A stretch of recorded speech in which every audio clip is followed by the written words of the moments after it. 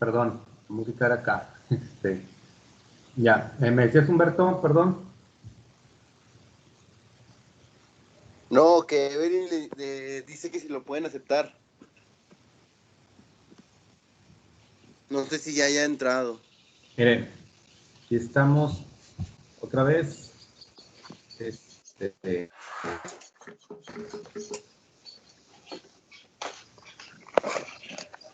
Tengo a nadie aquí.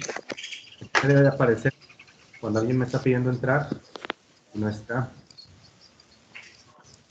Sí, porque empezó a poner en el grupo ahí que si la podían aceptar, pero ya no supe. Y dice que la acepte. No sé por qué siempre es el problema con ella. ¿Qué batallar con esta niña, maestro? En serio. Ya sé. Déjame le digo ninguna solicitud.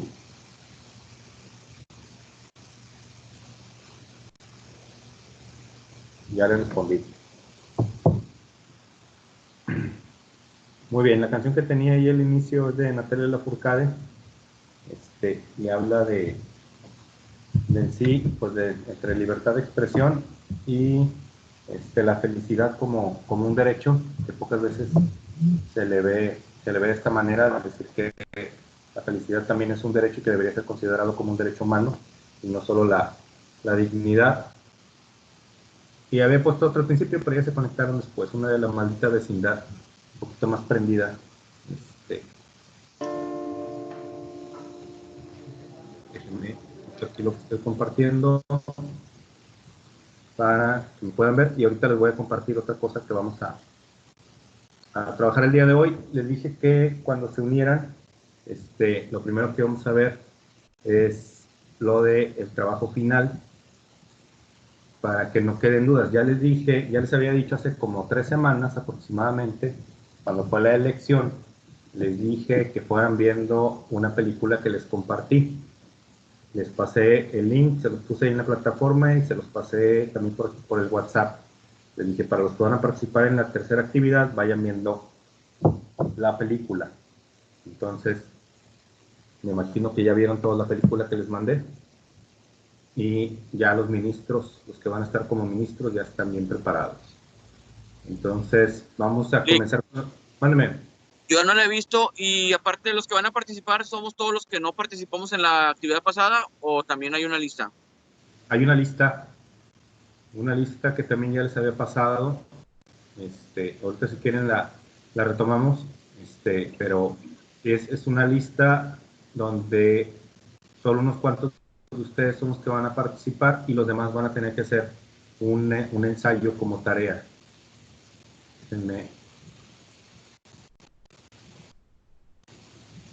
Aquí voy a compartir la lista para que la vean. Bueno, primero déjenme tomar asistencia y ahorita les comparto la lista. Bueno, Evelyn, entre que se está conectando. Por aquí había Emanuel. Espero que no se me desconecten después de que tome lista, si no voy a volver a tomar lista al final. Y esperando que me contesten al final, porque luego ya me he topado varios que están aquí muy puntuales y luego al final ya no me contestan nada cuando les hablo y hasta se quedan ahí hasta las 12 de la noche conectados y ni cuánto serán que se terminó la clase. Entonces, para que no me hagan tomar doble lista, pero me respondan al final. Bueno, Manuel ya está, Carlos Alexis. Ok, lo veo. ¿Estás o no estás, Carlos? Si no me responden, para mí no están, ¿eh? Porque lo veo conectado, pero si no me responde, quiere decir que no está en la clase. Igual Emanuel, si está ahí. Aquí estoy, Emanuel. Manuel, muy bien. Entonces, Carlos no me contestó. Mariana, Mariana Elizabeth. Aquí estoy, Lick. Presente. Excelente, gracias. Roberto Castañeda. Presente, Lick. Ok, ya te estaba poniendo falta. Abraham.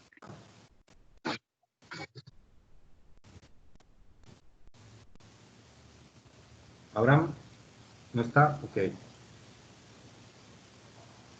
Bueno, Lorenzo pues tiene la complicación ahorita. Francisco Garza. Presente, Lick. Excelente. Hugo Allen. Dice que está teniendo problemas para entrar, Lick.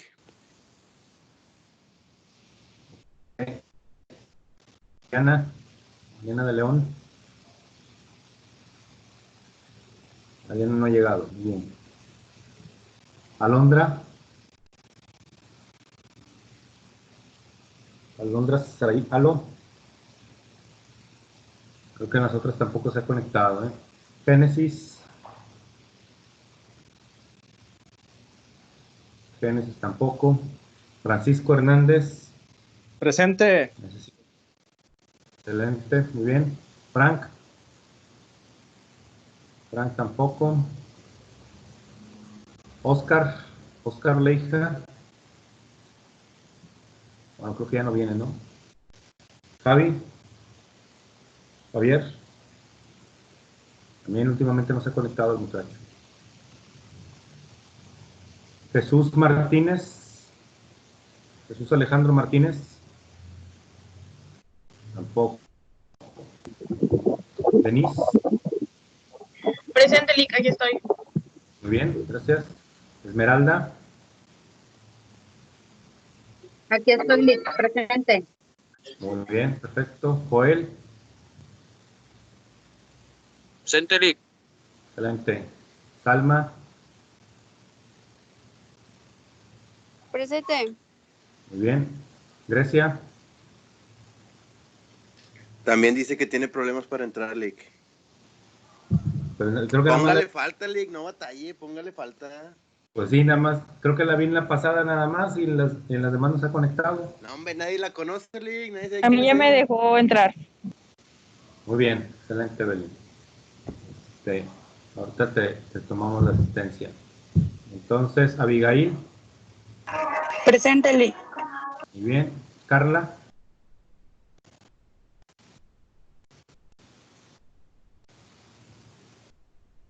¿No saben de ella? Jesús Tobar. Tampoco. Presente. Jesús, ¿sí estás? Sí, Lick. Ok, ya te andaba poniendo falta. De hecho, ya se me estaban haciendo muchas faltas. Humberto. No Aquí vino estoy, Lick. Humberto. Ok, sí vino. Presente. Diana. Presente, Lick. Diana se durmió. Sí, presente. Excelente. Muy bien. Y Evelyn ya le puse la falta. ¿Alguien que me haya faltado? ¿Alguien que no haya nombrado? Antes de que guarde la... A mí sí me la quitó. Lick, Sí. me puso falta. No. Gracias. ¿Tienes asistencia? Grecia ya se conectó. Vamos a ver. Salvaste. ¿Quién es Grecia, Lick? Nadie la conoce a ella. Yo siempre estoy en esta clase. Mejor conocida como Galay. Muy bien, ya quedó. Vamos a ver. Primero lo de la actividad. Ya saben que para la actividad lo que se va a trabajar es en una película que ya les compartí. Les compartí un enlace de un video. Y permítame tantito porque encerré al perro, pero aún así como quiera está ladrando. Lick, eso es maltrato animal, Lick, tenerlo encerrado.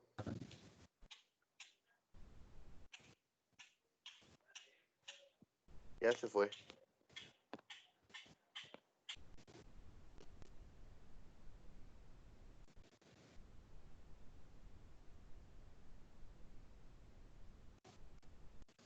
Ahí voy, perdón.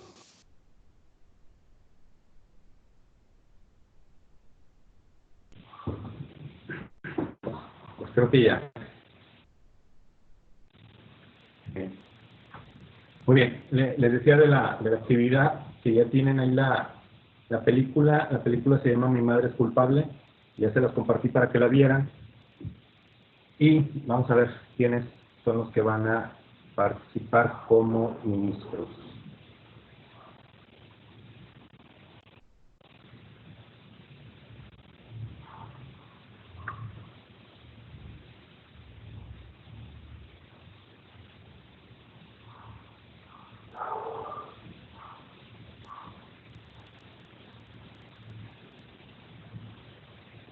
Ojo.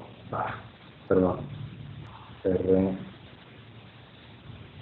esto, me los comparto.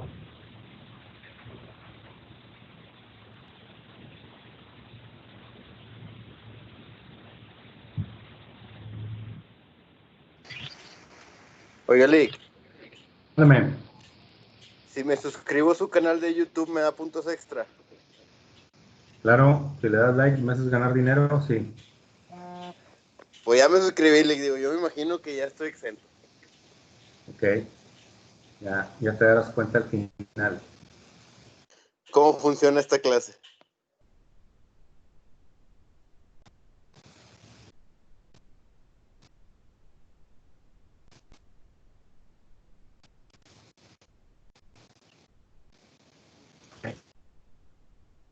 Aquí está. Tenemos como ministros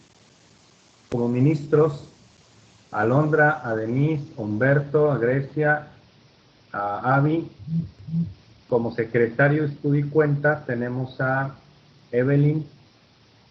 Como fiscal tenemos a Jesús. Como defensor de oficio tenemos a Salma.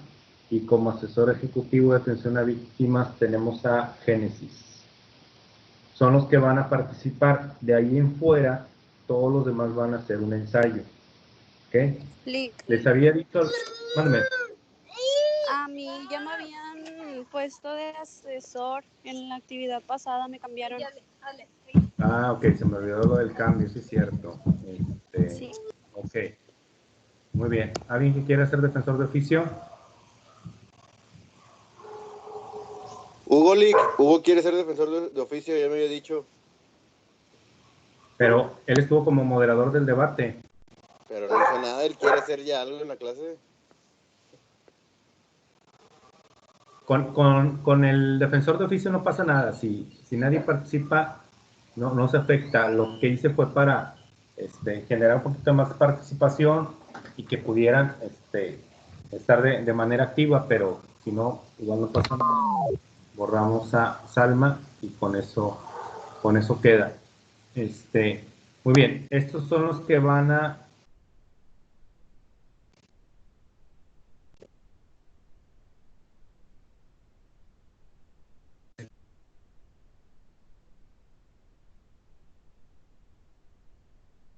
entonces revisar, si ustedes ya lo pueden ver, donde es un amparo, donde a la protagonista...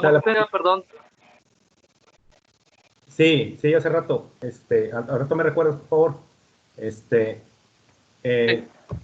donde la protagonista de la película es sentenciada a 40 años de prisión, o 50 creo que le puse ahí en la resolución. Ustedes tienen que leer esa resolución, los que van a estar como ministros, y tienen que dar sus argumentos de si le concederían el amparo o no. Ahorita vamos a ver las cuestiones del amparo y cómo resuelve la Suprema Corte de Justicia de la Nación. Entonces, lo importante es que ustedes, después de haber visto la película, después de haber visto los hechos, van a juzgar los hechos de la doctora y van a determinar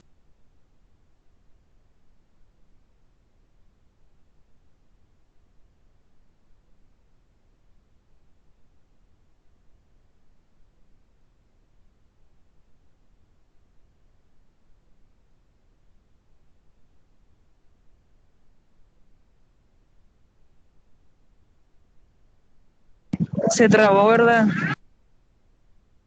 Sí. Sí. Gracias.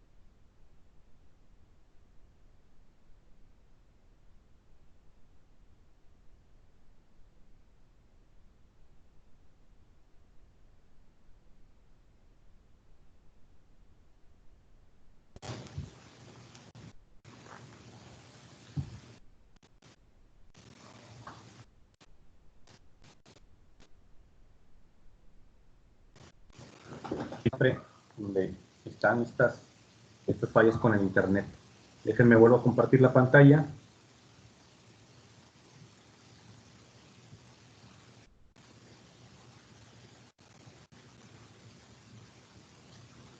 Dice que insuficiente calidad en la red. Espero que no vuelva a haber algún problema. Y bueno, les decía que estos que van a fungir como ministros tienen que ver la película y tienen que decidir si le concederían el amparo o no a la doctora Moreno. Ahorita que vayamos viendo lo que es el juicio de amparo, les voy a ir explicando un poquito más, y cuando entremos a detalle de las funciones del Poder Judicial, van a poder comprenderlo de una mejor manera. Entonces, para que tomen esto en cuenta, secretario de Estudio y Cuenta, también les voy a decir exactamente igual el fiscal y el asesor ejecutivo de atención a víctimas. Ojo con esto, y ahorita vamos a ver cuántos de ustedes están conectados. Sí saben levantar la mano aquí, ¿verdad? Sí, Lick. Excelente, muy bien. Voy a ocupar que levante la mano todos para saber que todos me están poniendo atención. Levanten sus manos, por favor, o marquen su mano, pues no vayan a estar así. 2. Yo no sé cómo. Mira, aquí No donde... sé cómo, Lick. Aquí va, miren. Aquí están viendo mi pantalla, ¿cómo los veo yo ustedes? Aquí hay una mano. ¿Y la ven? Le dan aquí, le dan un clic y aquí va a aparecer que levantaron la mano. A mí no me aparece la mano, Lick. Ni a mí se me hace que porque es en el celular. Ah, ok. Ajá, O porque están entrando de un correo que no es del Outlook. Puede ser que estén entrando de Gmail o que estén entrando de alguna otra parte. Sí, yo estoy entrando de Gmail. Sí, debe ser eso. Digo, aprovechando eso, muchas gracias a los demás. Pueden bajar la mano. Hay que volver a darle clic para quitar la mano y así ya sé que no están solicitando hablar. Recuerden, por ahí les mandé una... les mandé unas... ¿cómo se llaman? Unos flyers donde dice que tienen que darse de alta en el correo institucional, pues para que lo revisen, porque dice ahí que a partir del 23, o sea mañana, ya no van a poder ingresar a sus clases de Teams si no es por medio del correo institucional.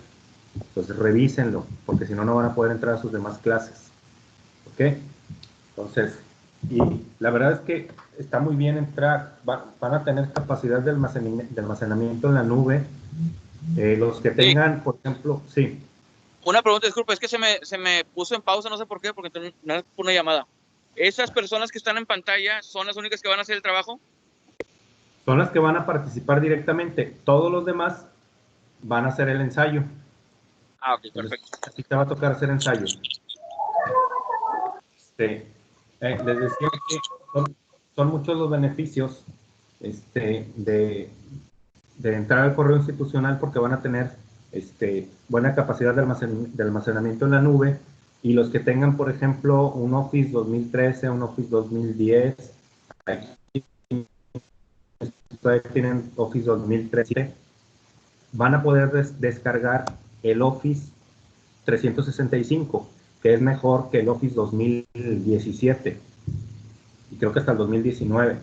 Entonces, el Office es mucho mejor, o sea, tienen mejores características, y pues pueden aprovechar todo este tipo de oportunidades. Entonces, entren y funcional, y a partir de ahí empiecen a entrar aquí a sus clases de esa manera. Pues para que se vayan acostumbrando de una vez, porque luego el próximo Tetra, a lo mejor algún maestro va a querer hacer equipos de trabajo aquí en la plataforma y no va a poder incluirlos si ustedes no están con el correo institucional. Pues para que lo vayan verificando. Entonces, les decía esta situación. Los que no van a fungir como ministros, ¿qué van a hacer? Yo les había dicho que iban a hacer un ensayo referente a la muerte digna, que puede ser eutanasia, que puede ser voluntad anticipada, que puede ser algún otro de estos temas. Pero para no complicarlos tanto, y no complicarme tanto, porque luego, perdónenme, pero siento que voy a batallar un poquito con ustedes en esa parte, para no ponérselas tan complicadas, es que mejor vean la película y hagan una reseña argumentativa de la película. O sea, una reseña argumentativa es que describen los hechos, pero haciendo un análisis jurídico y exponiendo argumentos de lo que estás en favor y de lo que estás en contra con fundamentos jurídicos. No nada más de decir, no, si es culpable porque lo mató y el Código Penal dice que comete el delito de homicidio quien priva de la vida a otra persona. Ese no es un análisis. Eso no se lo acepto ni a un niño de primaria. Entonces, bien fundamentado. Ya van a ver ustedes la película y van a ver específicamente de qué se trata, qué tipos de derechos abarca. Es una película de 1959. Estamos hablando de 70 años de antigüedad. No, son 60, 40, vienen siendo 60 años, perdón. 60 años de antigüedad, ya estoy como Peña Nieto. Son 60 años de antigüedad y aún en México no se ha podido resolver el tema de la eutanasia. Entonces, sí hay mucho análisis en esa película, pues para que realmente hagan un buen ensayo. ¿Ok? Ahorita vamos a ir explicando un poco de esto. Pero sí me urgiría que vean la película en el transcurso de esta semana. O sea, de aquí al miércoles de la próxima semana vean la película. Son 70 minutos nada más. La película dura en sí como 2 horas, pero yo la edité hacia las cosas más importantes de la película. Si alguien la quiere ver completa, creo que sí la encuentran en internet completa la película. Pero con que vean lo que yo les compartí, con eso es más que suficiente. Entonces, para que lo tomen en cuenta. Muy bien, por ahí Humberto ya compartió lo del enlace de la película. Perfecto, muchas gracias. Y de aquí al miércoles véanla para que las dudas que surjan me las hagan saber la próxima semana y no estar el último día de clases con dudas todavía y que no sepan ni qué van a entregar. ¿Okay? Igual para los que van a participar. Ahorita les voy a dar unos ejemplos de cómo va a ser la participación. Oiga, Lick. Muy bien. Esta actividad entonces para el último día de clases, o sea, como quien dice. Es correcto. Okay, perfecto, muy bien. Para los que vienen como ministros, pero se tienen que preparar desde antes. Ya. Muy bien, Lick, gracias. De nada.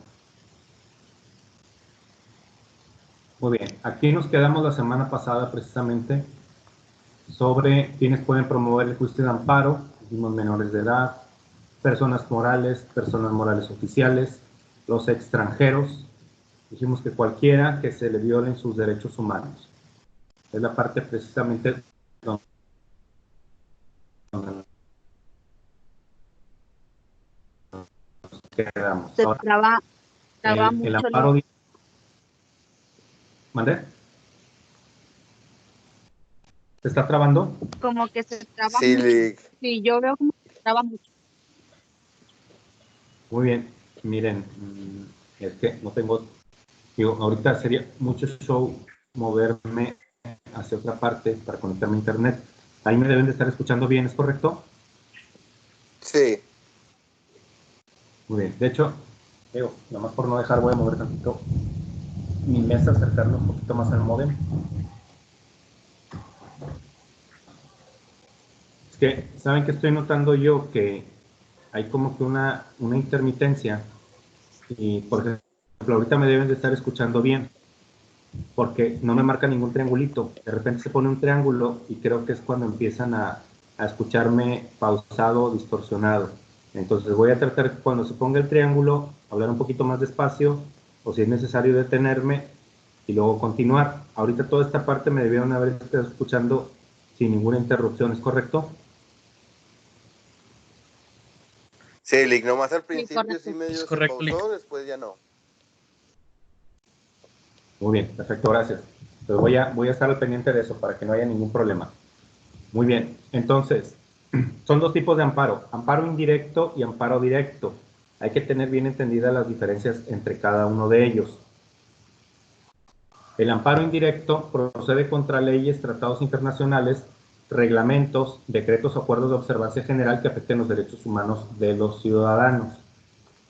Y decimos ciudadanos sin mencionar el lenguaje incluyente que dice ciudadanos o ciudadanos y ciudadanos.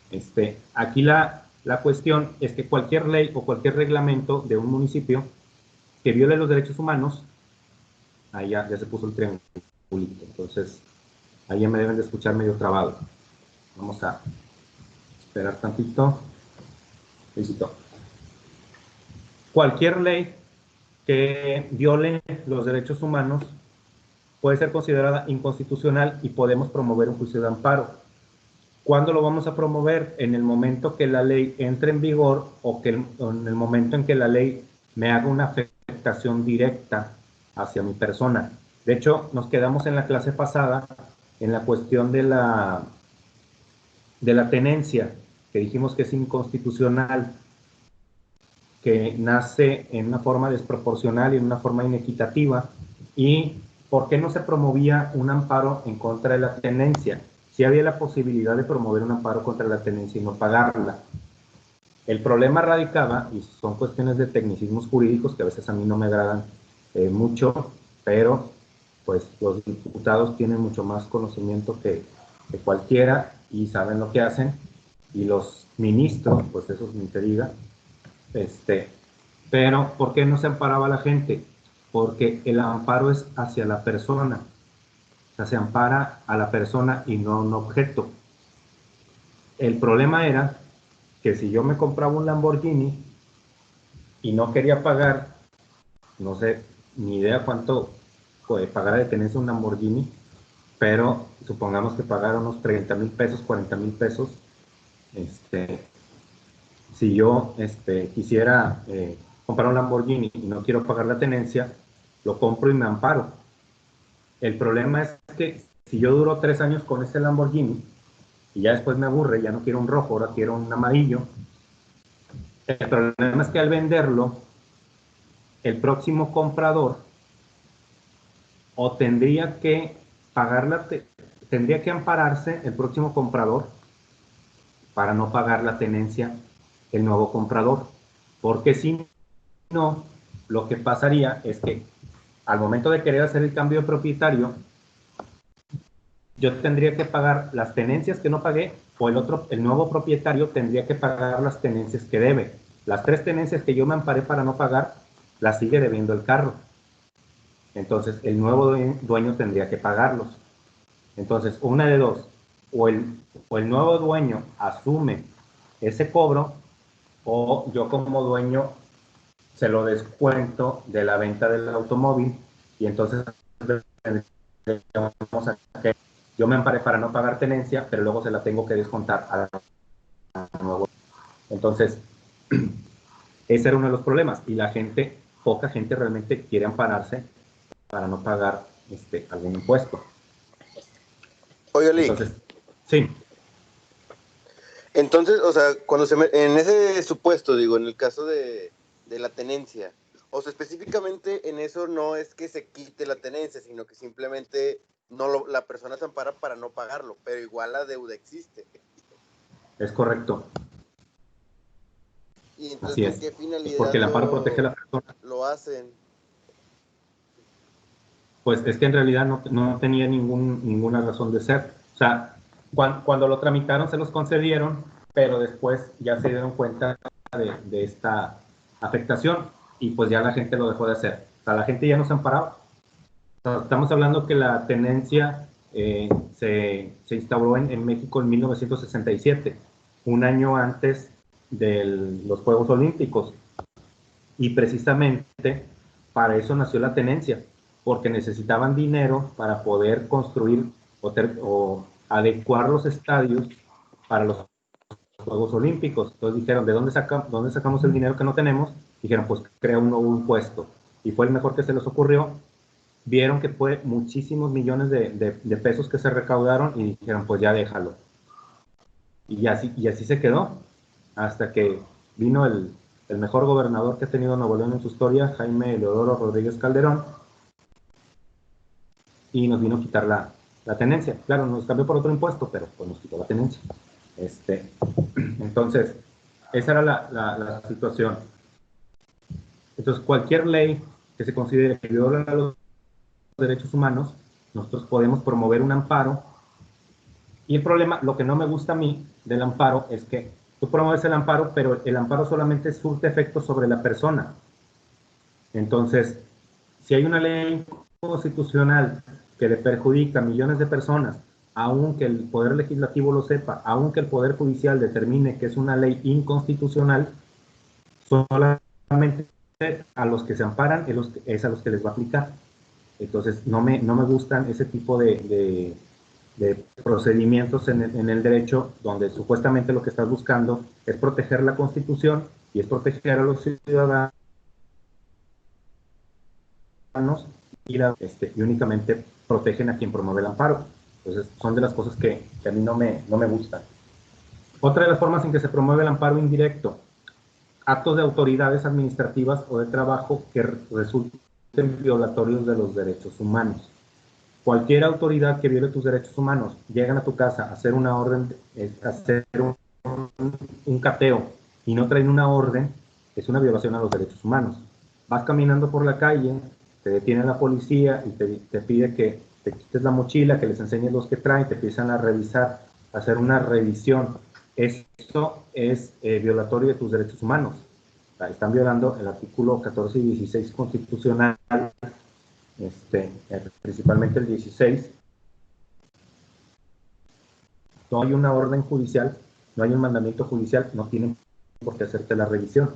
Todos estos actos son violatorios de los derechos humanos y nos podemos amparar. Vienen y me detienen sin tener una orden de aprehensión, o vienen y me detienen, no me leen mis derechos, o me detienen, resulta que una persona me estaba agrediendo en la calle y yo me defendí, vienen y nos detienen a los dos, y resulta que en lo que nos llevan me están golpeando a mí para que diga que fue una riña y no que yo me estaba defendiendo. Ahí hay violación de los derechos humanos y pues puedo promover un amparo para salir obviamente en libertad, por lo menos que por lo pronto se suspenda la detención. Entonces, cualquier acto de autoridad, cualquiera, de hecho, si una autoridad pretende expropiarte tu propiedad sin justificarlo, y sin... Mándame. Ay, disculpe que lo moleste, lo que pasa es que voy aquí en la carretera porque ando en una grúa, me quedé tirado y no le escucho casi nada. Me voy a desconectar porque no Okay. estoy poniendo mucha atención. Como que ya checo Muy la bien, clase seguro de que no te llevan detenido. No, voy aquí, voy en la grúa, está el carro ahí atrás. Ahí veo Saca los botes, Joel. Voy en la carretera, ya está el traficado, pero no es que no escucho nada. Ay, disculpe que lo interrumpa, no es para avisarle que me voy a desconectar. Sí, está bien.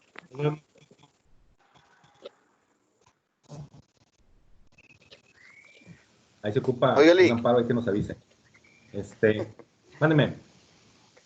Una pregunta, con lo que dice, por ejemplo, cuando hacen los policías revisión en la calle, se supone que están violando los derechos de una persona, ¿no? Al momento de querer hacer alguna revisión. Ellos se amparan con una revisión de rutina. ¿Cómo uno se pudiera amparar en una situación así? Aquí hay un problema. El problema principal es que si la única forma por la que ellos pueden justificar esta acción es decir que hubo una sospecha fundada de que tú estabas delinquiendo, que tú estabas de una manera sospechosa. El problema es que se convierte en tu palabra contra la suya y depende mucho del argumento que ellos utilicen, porque si ellos dicen que me ha tocado ver en algunas ocasiones, dicen, es que coincides con la descripción de una persona que tenemos un reporte de robo.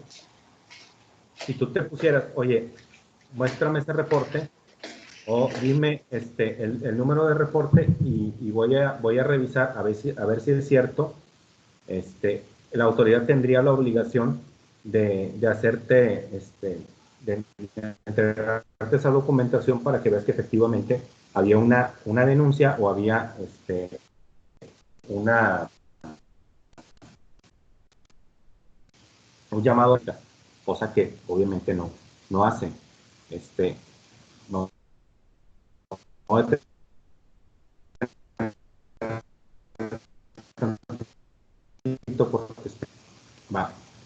Entonces, el problema es que el policía se puede justificar en ese sentido, de decir, es que me pareció sospechoso y por eso lo tuve que detener. Ya hay una jurisprudencia donde apoya este sustento. El problema es que se presta muchas malas prácticas y siempre ha sido así, desafortunadamente. Entonces, no hay más que tu palabra contra la de él.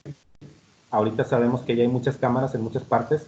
Pudiera utilizarse una videograbación para ver que realmente hubo por ahí una sospecha fundada y motivada, y si no la hay, pues se puede hacer un procedimiento administrativo y puede ser sancionado el elemento policíaco que te detuvo.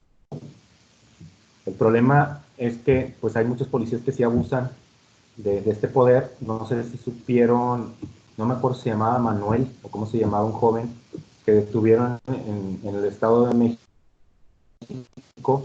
que era un joven que se paró a ver a unos jóvenes que estaban haciendo graffiti, pero este graffiti artístico que estaba permitido en una pared.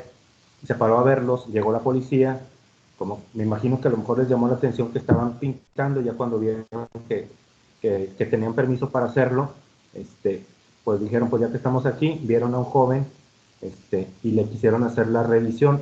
El joven no quiso dejar que le hicieran la revisión.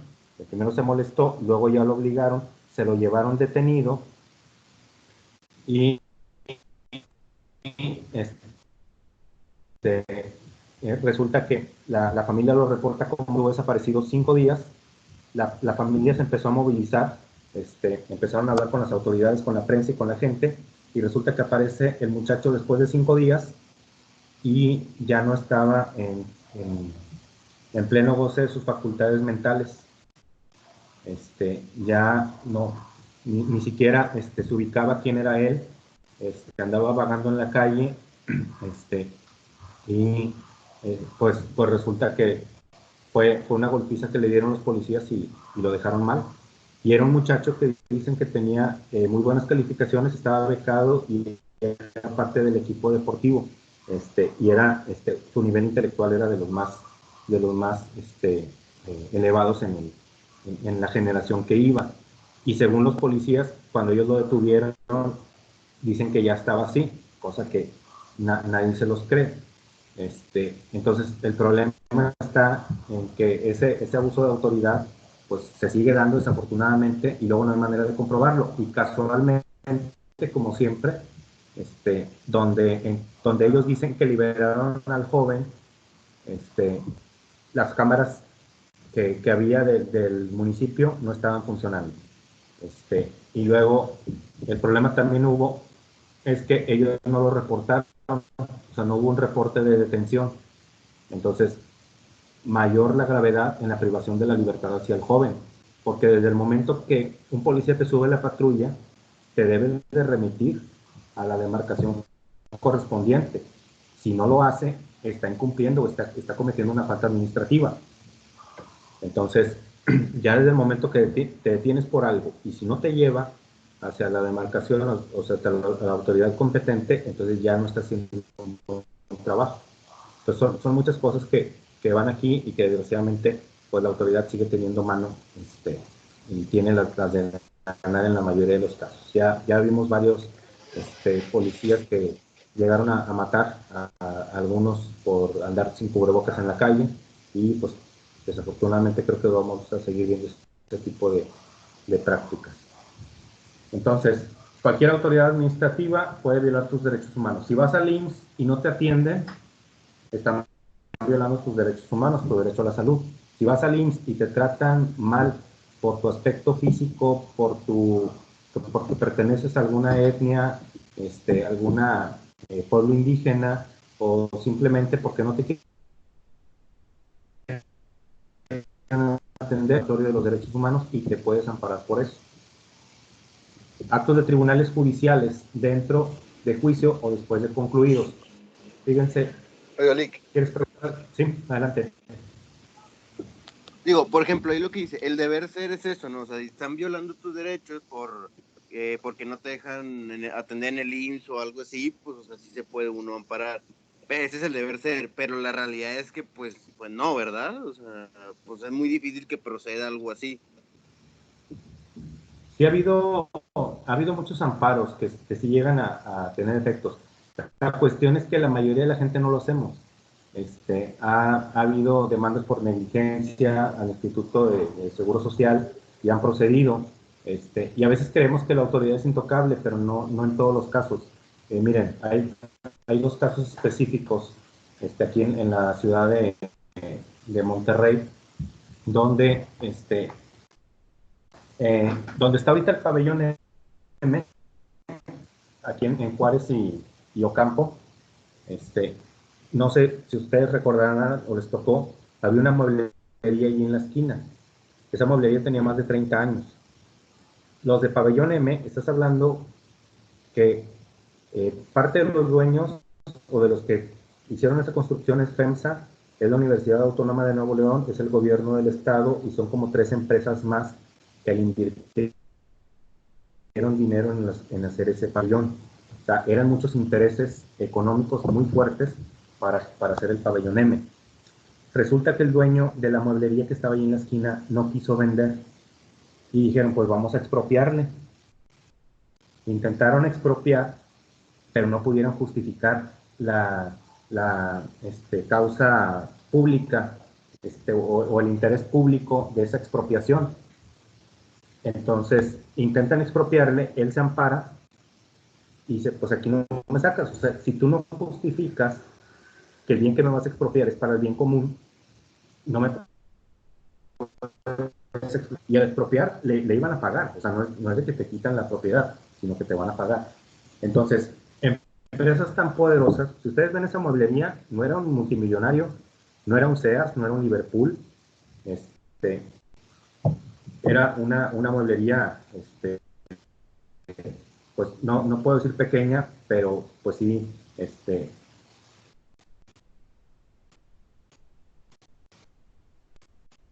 tirando, era prácticamente David contra Goliat. Estamos hablando de ese aspecto. Y no nada más contra un Goliat, porque eran como 5 Goliat. Y aún así, le concedieron el amparo y duró ahí, creo que más de 10 años, donde no lo pudieron sacar, donde no podían construir pabellón M porque este señor no se quería ir. ¿Cuándo se fue? Cuando se murió. Los hijos sí quisieron vender, los herederos, pero el papá no quería. ¿Por qué? El señor decía, este es el trabajo de mi vida, es el sueño de mi vida, y yo no lo voy a dejar porque me quieran comprar. Dice, yo no quiero vender, no necesito el dinero, no voy a vender. Pues no quiso vender su terreno hasta que se murió, fue que lo obtuvo. El otro caso es el de la estación del metro Sendero y Universidad, o más bien la carretera ya a Colombia, donde también esta estación del metro no se podía terminar porque el dueño de ese terreno, que es un terreno baldío todavía, no le llegaban al precio. Él dijo, yo quiero tanto, es lo que vale para mí el terreno que me vas a expropiar, entonces, si quieres tú que te ceda ese terreno, pues págame lo que yo quiero. Y el gobierno no le quería pagar lo que él pedía. Entonces se tardaron más de un año y medio, más o menos, en poder negociar y poder que esta persona se diera. Entonces, sí hay casos donde un solo particular puede más que el mismo gobierno y es amparado con la misma ley. Pero, pues obviamente hay que tener pues el valor y un soporte económico para resistir todas esas presiones. Entonces, sí, ha habido muchos casos en que sí se logra. Hay amparos que te liberan de una detención, que te liberan de la misma cárcel. Ahorita los amparos están siendo utilizados mucho por los delincuentes. Ahorita los delincuentes saben más de leyes que muchos abogados. Entonces, también hay que ver cuánto beneficio le están sacando a la ley. O sea, están sacando más beneficio que la misma autoridad. Una de las cosas importantes que a veces creemos que se van generando ciertos mitos, no sé si han escuchado, a ver si alguien me puede contestar. Consejo que te dan cuando atropellas a una persona. ¿Qué es lo que te dicen? Si llegas a atropellar a alguien. Se escuchó cortado en la pregunta, Elic. No sé si la puedes repetir, por favor. Que no te va. Que lo remate. Esa es una, exacto. Por ahí lo dijeron dos, Mariana y Francisco. A mí me dicen que no me baje, o sea, que me quede ahí dentro del carro y que no dé mis papeles a nadie. Muy bien, esa es otra. Pero sí digo, tanto es importante los dos. Digo, obviamente, el que no te bajes va principalmente porque sabemos que mucha gente le han querido linchar después de atropellar a alguien. Y el otro que dicen que lo rematen, digo, la verdad es mal consejo. De hecho, se lo dijeron a una señora y aquí en la ciudad de Monterrey, y la señora andaba, resultó que atropella a alguien y como le habían dicho, es que te sale más barato muerto que vivo, porque si vive y tiene una discapacidad o tiene, tiene alguna complicación, tú vas a tener que estar pagando siempre por esa persona y el seguro no siempre te va a cubrir todo. Entonces, a esta persona le dijeron eso, se quedó con el consejo, dicen que lo atropella y queda tirada la persona y se da la persona quedó tirada viva, se da de reversa para quererlo atropellar y luego le vuelve a pasar el carro por arriba.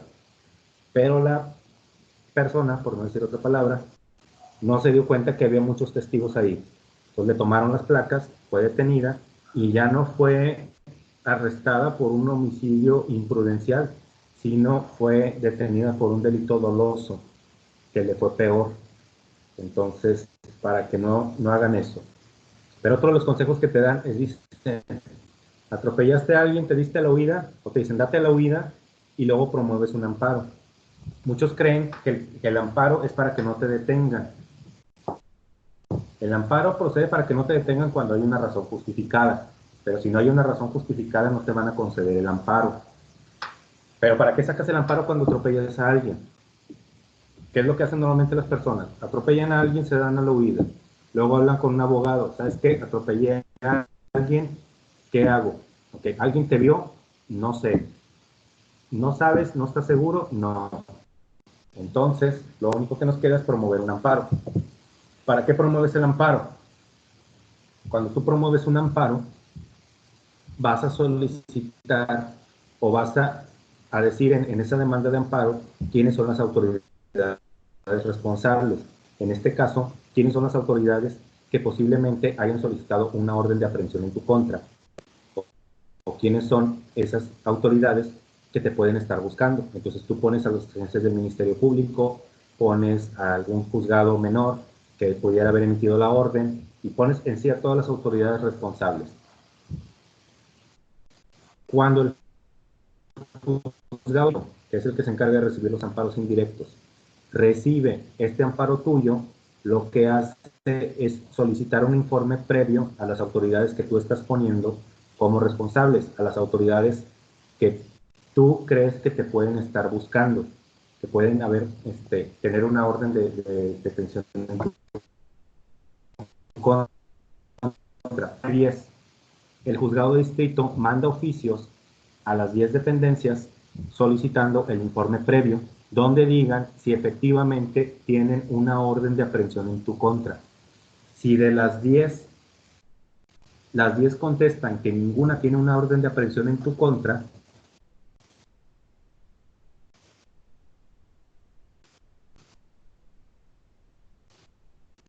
el amparo, de hecho, está reclamando, no existe. No hay ninguna orden de aprehensión en tu contra. ¿Mande? Se le cortó. Ya no lo entendí lo que dijo después de que si las 10 contestaban que no había una orden de aprehensión. Ok, perfecto, ahí va. Si las 10 contestan que no hay ninguna orden de aprehensión, Entonces, lo que pasa es que el juzgado de distrito desecha la demanda por improcedente, porque no hay una violación a tus derechos humanos, no hay ninguna orden de aprehensión. Entonces, ahí el abogado te dice, ¿sabes qué? Nadie te vio, no hay una orden de aprehensión en tu contra, quiere decir que nadie sabe que tú fuiste quien lo atropelló. Entonces, para eso sirve el amparo. Si resulta que de esas 10 autoridades que tú pusiste como autoridades responsables, una de ellas sí tiene una orden de aprehensión en tu contra, se lo vas a saber al juzgado. Entonces el juzgado va a decir que sí hay una orden de aprehensión en tu contra y que está por ejecutarse. Entonces lo que va a hacer el abogado es, primero, pues recomendarte no estar en tu casa o no estar en tu lugar de trabajo donde te pudieran encontrar mientras prepara la defensa adecuada.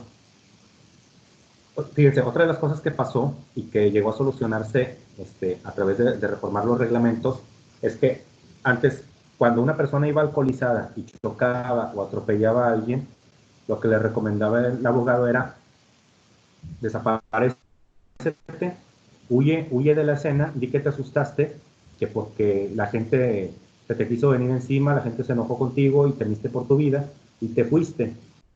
Y preséntate después de 24 horas cuando los influjos del alcohol hayan pasado. Y vas a evitar ir a la cárcel por haber atropellado o haber chocado en estado alcohólico, en estado de intoxicación.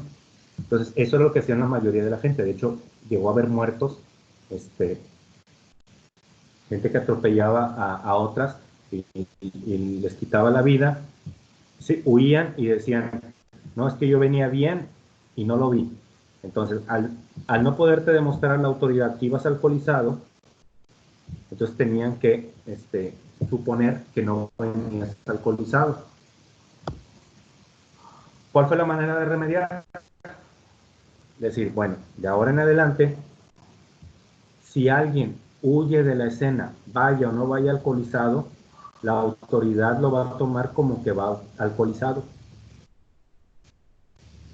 Y va a tener que pagar la multa, como si fuera alcoholizado o no, por haber huido y no haberse presentado ante la autoridad correspondiente. Porque bien puedes decir, bueno, es que temía por mi vida y por eso huí. Bueno, si temías por tu vida, ve, preséntate ante la autoridad, pero no huyas de esa manera, porque pues se ve la intención de que no quieres que se te haga el examen toxicológico. Entonces, este tipo de cosas. Entonces, ¿cuáles son los actos de tribunales judiciales dentro de juicio o después de concluido que pueden violar las defensas del quejoso? Fíjense aquí algo muy importante del amparo indirecto. El amparo indirecto procede contra actos o leyes. O sea, no hay una sentencia de por medio. No se ha dictado sentencia en ningún juicio. Son actos de autoridades. ¿Cuándo procede un acto de un tribunal judicial? Un tribunal judicial puede ser un tribunal cualquiera. Dice, dentro de juicio, ¿cuándo te pueden violar los derechos humanos dentro de juicio? La primera es cuando no se te aceptan pruebas, que son pruebas que interpones en tiempo, en forma, y que son suficientes como para poder resolver el caso a tu favor. Esa es una de las violaciones que se te pueden dar, o no tomar en cuenta algunas pruebas. Entonces, a veces el juzgador desestima algunas pruebas y dice, estas no las voy a tomar en consideración para resolver el juicio, y resulta que esas pruebas que desestimó, pues ayudaban a tu defensa para poder salir. Si el juez no las valora, entonces está violando tus derechos humanos. Otro de los casos, sí que es muy común, pasa con los actuarios, son los que van y notifican a las personas cuando tienen un citatorio, cuando han sido de alguna notificación. Los actuarios son los que van y entregan esto a las personas. Pero se ha dado muchos casos. Vamos a poner un ejemplo, que un actuario vive en Juárez, Nuevo León, notificar a Apodaca, y resulta que le dieron las 4 de la tarde y la siguiente notificación la hacía. Entonces dice, híjole, ando en Apodaca, me voy a tener que ir hasta García para hacer la siguiente notificación, son las 4 de la tarde. en lo que me agarra el tráfico y regreso hasta mi casa, hasta Juárez, me van a dar las 8 de la noche, 9 de la noche. Entonces, ¿qué es lo que hacen muchos de estos actuarios? Toman las cédulas de notificación, y ellos mismos las llenan y dicen, me constituí en el domicilio de la calle Palma Grande de tal colonia, número tal, me recibió una persona con estas características físicas, morenita, chaparrita, de pelo corto, y dijo ser familiar de la persona que iba a notificar, y recibió la notificación y hasta le firma, hace una firma falsa como que la persona recibió la notificación. Pues resulta que esta persona estaba siendo demandada y no fue notificada. Entonces resulta que se da cuenta ya hasta que le están haciendo el emplazamiento, que le están queriendo ejecutar un embargo, y resulta que no estaba enterada que había sido demandada, sino que el actuario lo había hecho de esta manera. Entonces ahí hay una violación dentro de juicio, que se puede dar una violación de los derechos humanos. Entonces, estas son las formas en que se procede el amparo indirecto. Entonces, fíjense, palabras claves para que las apunten si quieren. ¿Cómo procede el amparo indirecto? Contra leyes que incluyen todo tipo de tratados y reglamentos, leyes o actos de autoridad que violen los derechos humanos de las personas. Esto es lo principal. ¿Cómo procede el amparo directo? Procede contra sentencias definitivas, laudos y otras resoluciones que pongan fin a un juicio, dictadas por tribunales judiciales, administrativas o del trabajo, que afecten las defensas del quejoso y en contra de las cuales no exista algún otro medio por el cual puedan ser modificados o dejados sin efectos. Cuando en una sentencia se te están violando tus derechos humanos, es cuando va a proceder el juicio de amparo. Vamos a suponer, se te está dando una condena de 5 años cuando el Código Penal marca que el delito por el que se te está juzgando tiene una sentencia. Si es la primera vez que cometes el delito, tiene una sentencia de 2 a 5 años, y el juez te está poniendo 5, te está violando tus derechos humanos, te está violando lo que establece el Código Penal. Entonces, desde ahí ya hay una violación y te puedes amparar contra esa sentencia. Entonces, únicamente cuando se te están violando los derechos humanos. ¿Cuáles son las sentencias definitivas? Las que ya no admiten ningún recurso. Sabemos que en el fuero común tenemos la primera instancia, que normalmente es ante un juzgado, y luego una segunda instancia ante una sala superior del Tribunal de Justicia, que ya emite una resolución definitiva. Hasta la resolución definitiva es cuando puedes buscar el amparo. ¿Qué es un laudo? Un laudo es ese escrito o ese acuerdo que emite la autoridad arbitral, como la Junta de Conciliación y Arbitraje, que cuando llegan a un acuerdo trabajador y empleado, que después de tener una disputa laboral, se emite un laudo donde se establece qué es lo que quedaron, que el patrón lo va a indemnizar por tanta cantidad y que el trabajador lo acepta. Ese es un laudo, tiene una similitud a una sentencia. Entonces, un laudo también puede ser impugnado en materia de amparo. ¿Cuáles son las otras resoluciones que ponen fin a un juicio? Una vez que se inicia un juicio de amparo, o cualquier tipo de juicio, no puede quedar sin una resolución. Tal vez pueda quedar sin una sentencia, pero no sin una resolución que le ponga fin. Ejemplo.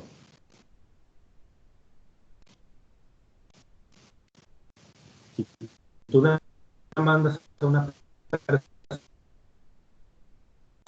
y resulta que a final de cuentas dices, ¿sabes qué? Me voy a aventar 2, 3 años en el juicio, y a final de cuentas me voy a gastar más en el abogado que en lo que yo me gaste en reparar esto. Entonces te desistes de la demanda, pero ya iniciaste el juicio. Entonces el juicio se tiene que cerrar, se tiene que concluir. Entonces, una vez que tú te desistes, no puede haber una sentencia, porque la sentencia Es el escrito mediante el cual se resuelve quién de los dos tiene la razón, cuál de las partes tiene la razón. Entonces, como no va a haber una sentencia, no va a haber que se le va a dar la razón a alguien, simplemente un desistimiento, se tiene que emitir una resolución donde se haga conocedoras a las partes de que el juicio ya fue concluido y que no se le puede dar la razón a ninguna de las partes porque uno de ellos se desistió. Entonces, esas son las resoluciones que pone fin en juicio. Hay otro tipo de resoluciones, cuando el amparo queda sin materia. Vamos a decir, yo me amparé, y pasó, por ejemplo, en el barrio antiguo, ya ven que había algunas casas que ya estaban casi cayéndose. Pues resulta que la autoridad municipal estaba solicitando a los dueños que derrumbaran esas casas.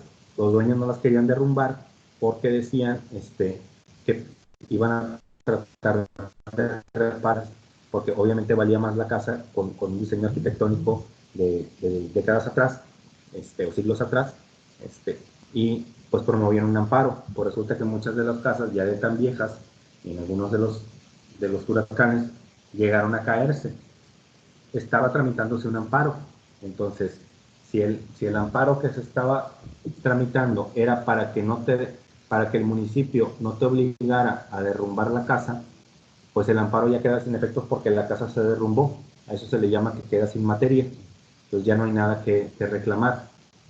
Si a mí me detiene la policía, resulta que me confundieron con Brad Pitt y me detuvieron porque Brad Pitt tenía una orden de aprehensión. Resulta que ya se dan cuenta que no soy yo, ya promoví el amparo y me liberan. El amparo queda sin efectos porque ya me liberaron. El amparo era para evitar o para no dejar que la autoridad me estuviera violando mis derechos humanos. Una vez que ya me liberaron, el amparo queda sin efectos. Entonces, esto es cuando se emite una resolución que pone fin al juicio sin haber sido a través de una sentencia.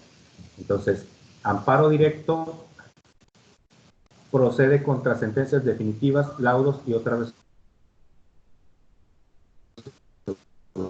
que ponga fin al juicio.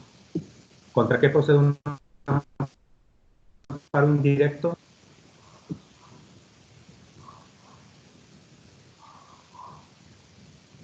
¿Contra nada? ¿El indirecto? El indirecto, sí. Contra leyes, actos de autoridad y actos de tribunales judiciales. Muy bien. Exacto, cualquier acto si quieren dejarlo así, de manera abierta, leyes o actos de autoridad que violen los derechos de los ciudadanos, siempre y cuando los actos de autoridad no sean emitidos en una sentencia. Entonces, y el amparo directo es cuando hay una sentencia de por medio. Entonces, esto es el juicio de amparo, pues para que lo tengan bien aterrizado para lo que va a ser el examen. Aquí, esta parte ya no me quiero meter tanto porque también ya ha cambiado un poco, ya tenemos lo que son los plenos de circuito, ya tenemos los juzgados de control, pero estos son en sí los que normalmente ven los juicios de amparo.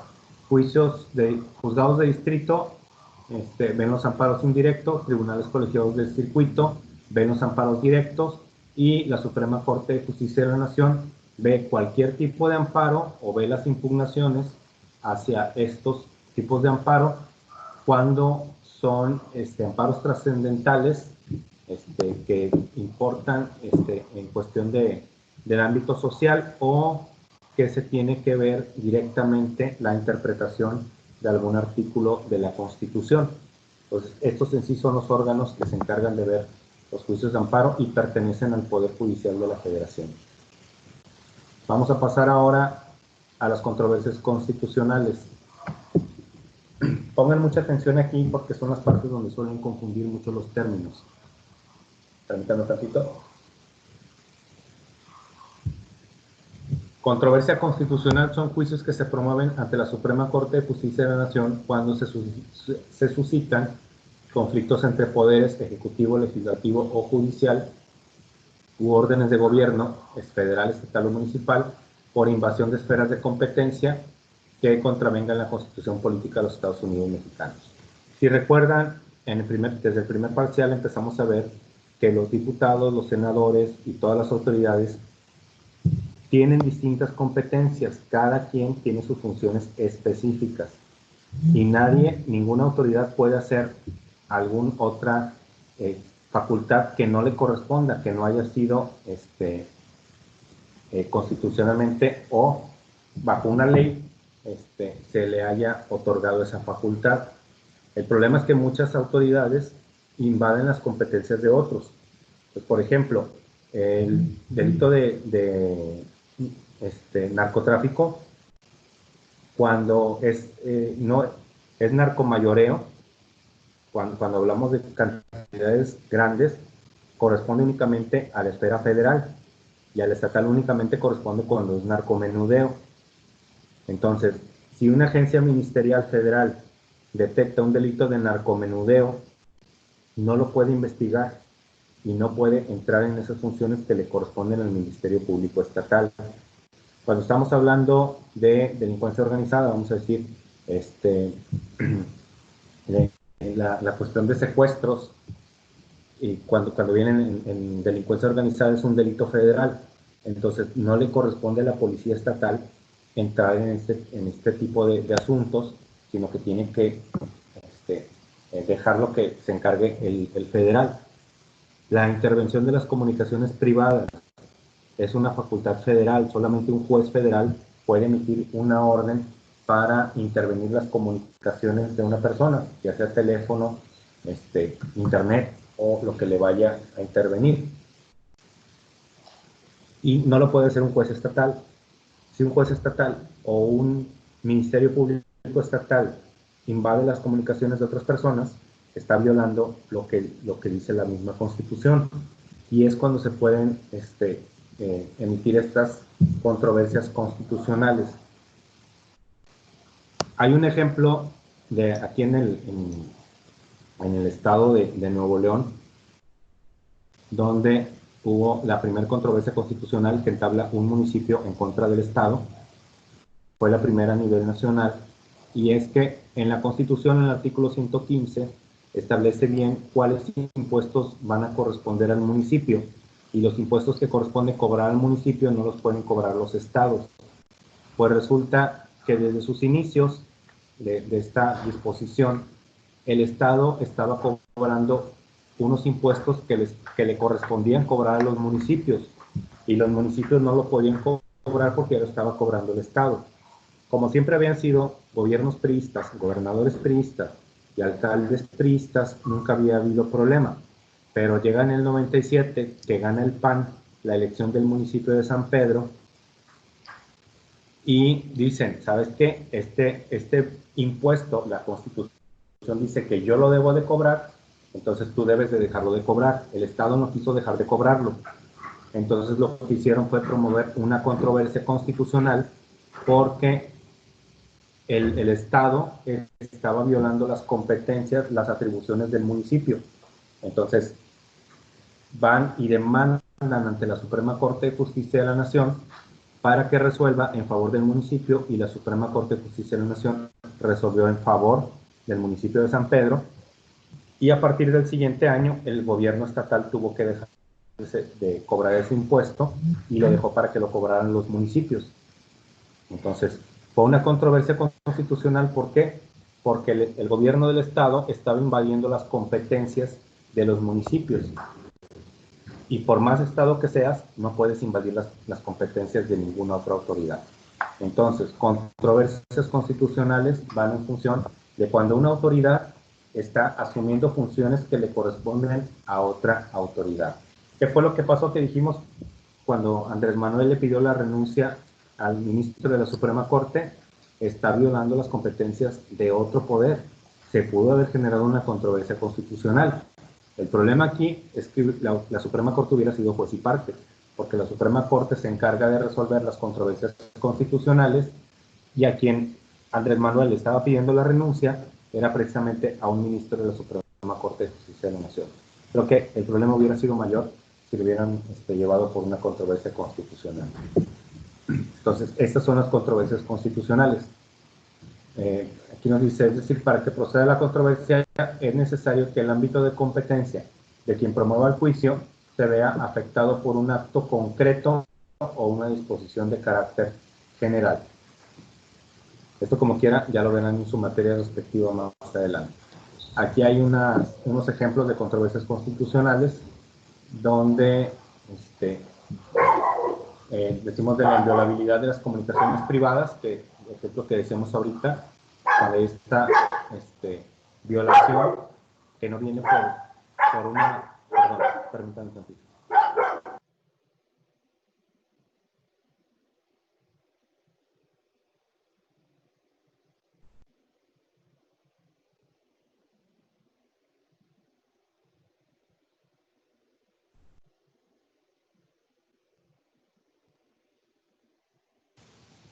Muy bien, perdón, está ladrando el perro y se ve callado y a ver si pues, si se queda arriba así. Entonces, ese es un ejemplo de los que les ponía ahorita que resolvió la Suprema Corte de Justicia de la Nación. Este es...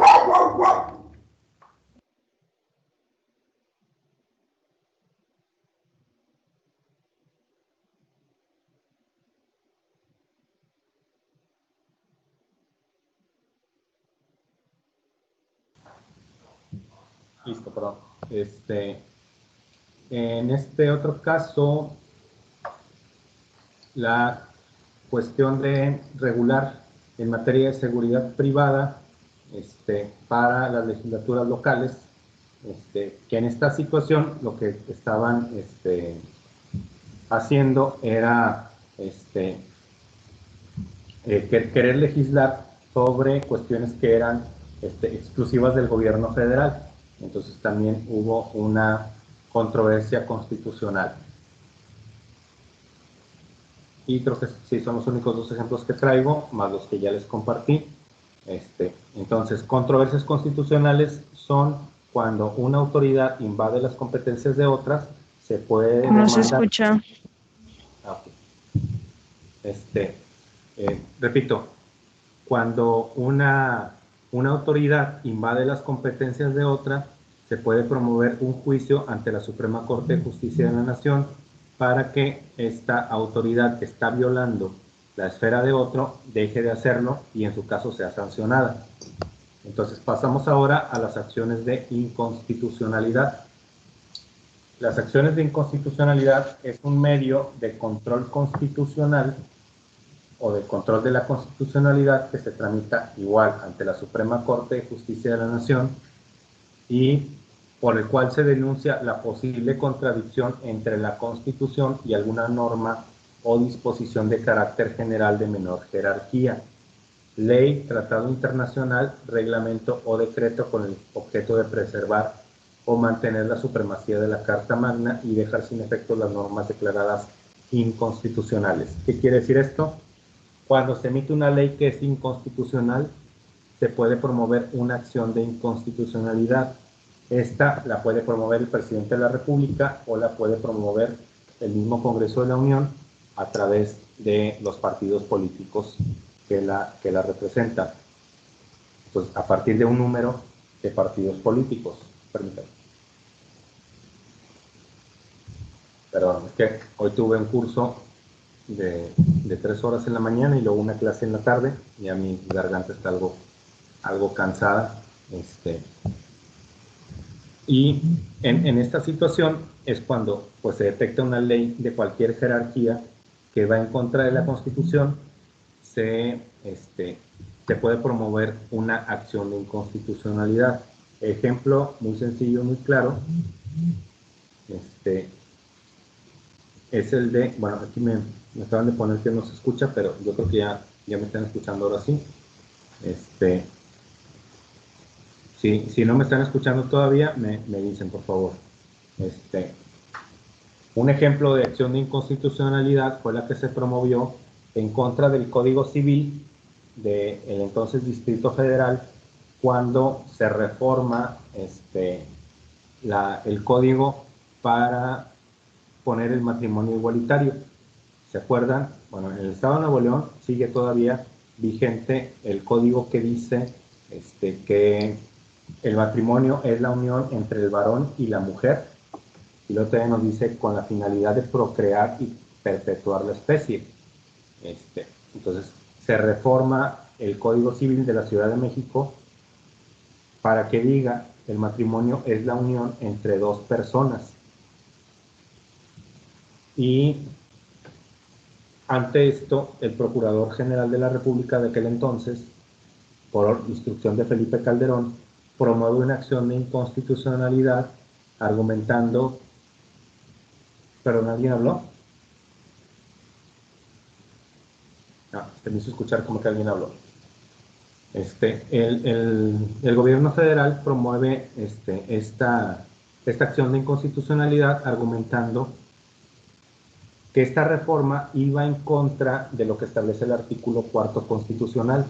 El artículo constitucional, como sabemos, habla de la igualdad entre el varón y la mujer y dice, de hecho, déjenme le pongo aquí el artículo 4.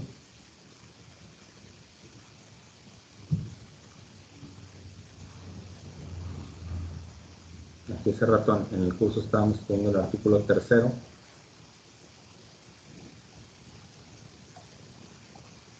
Aquí está. Déjenme lo brinco al siguiente renglón para que me puedan ver mejor.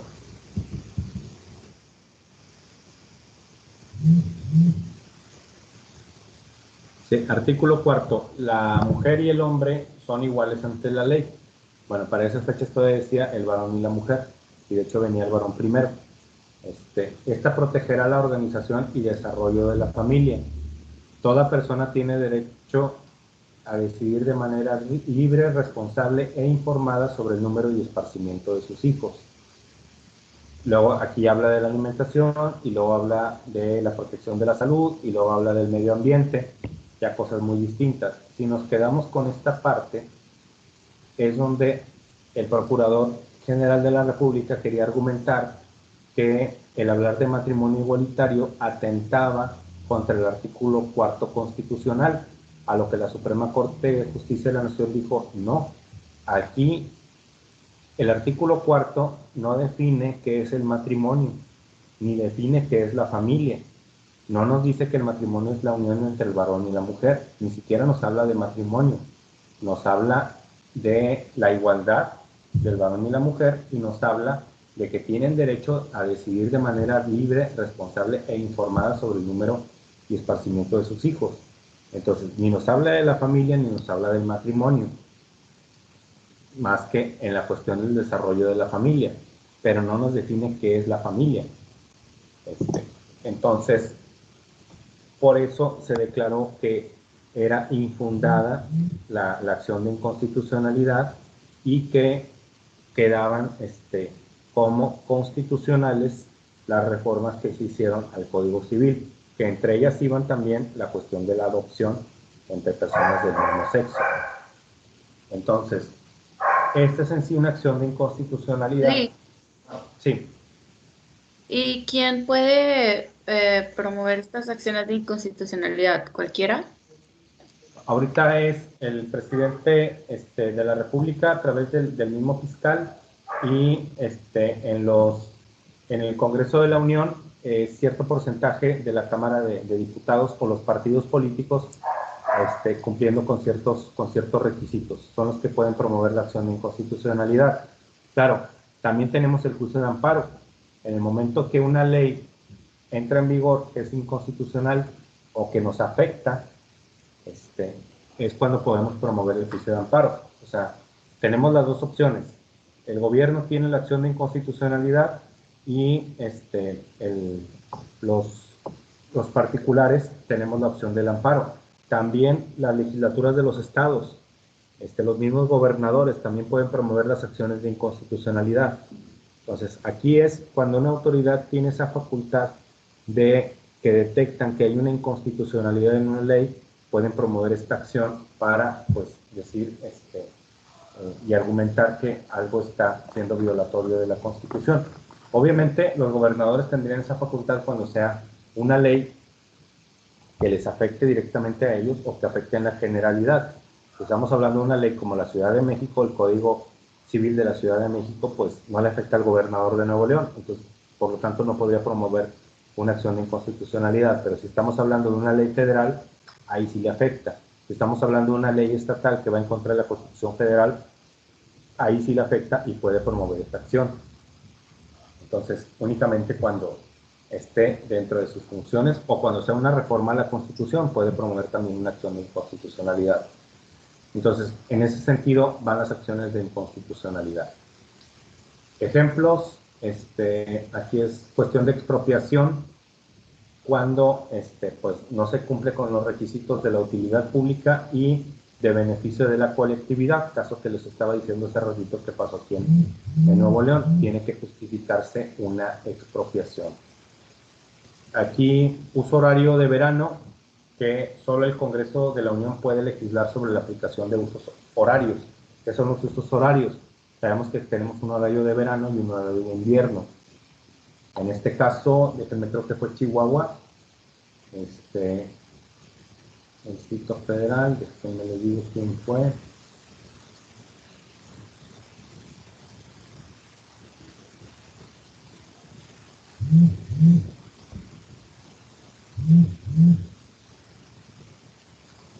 Ok, fue en el Distrito Federal donde se estaba, porque hubo una también de Chihuahua.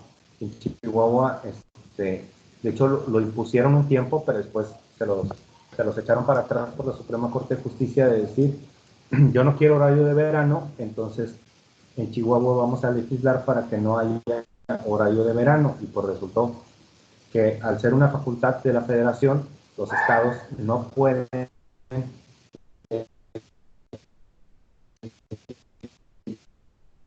dar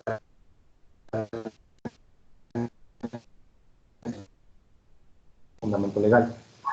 Si era una facultad exclusiva de la Federación, un estado no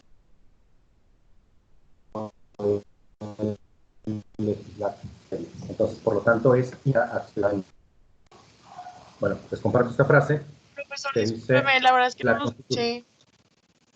Okay. Se traba Ni yo, o mucho. sea, sí está muy trabadillo. Pues se escucha como distorsionado, Lick. Ok, perfecto. ¿En qué parte se quedaron que no me escucharon?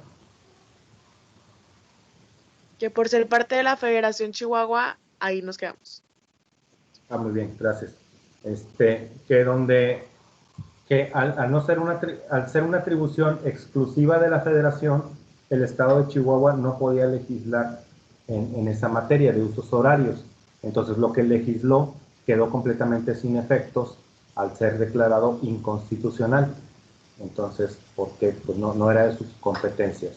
Entonces, ahí me quedé y ya nada más les estaba compartiendo esta frase que dice, la Constitución no es un instrumento del gobierno para controlar al pueblo, es una herramienta del pueblo para controlar al gobierno. Entonces, la Constitución va en función de proteger a los ciudadanos y también a los gobernantes, pero una manera de protección. Y no significa que el gobierno puede hacer lo que quiere. Para eso está la Constitución y estos medios de control constitucional de los que hemos estado hablando. Entonces, en sí, esta es parte del tema, no hemos terminado, ahorita vamos con el siguiente tema, para que podamos tener bien identificados cuál es la defensa de la Constitución y los medios que tenemos para defenderla. ¿Dudas hasta aquí? No, Lick. Lick. No, Yo Lick. tengo una. Sí. Sí. Para cualquier caso de algo que se viole nuestros derechos, únicamente es amparo, ¿verdad? Derechos humanos. Para los derechos Cualquier humanos, cosa sí. que viole los derechos humanos es lo único, ¿verdad? Sí, así es. Que hay que tener muy presente eso, porque luego se tiene entendido que en el amparo directo, que es el amparo que procede contra las sentencias, dicen, es decir, cuando no estás conforme con una sentencia, puedes promover el juicio de amparo, y no es cierto. Si una sentencia fue dictada conforme a la legalidad y conforme a los principios constitucionales, darla. la puedes impugnar mediante un recurso que tengas, pero no te va a garantizar que va a ser a tu favor. Pero si no hay una violación a los derechos humanos, esa demanda de amparo que tú promuevas va a ser improcedente. Entonces, la misma autoridad te va a decretar la improcedencia. Perdón.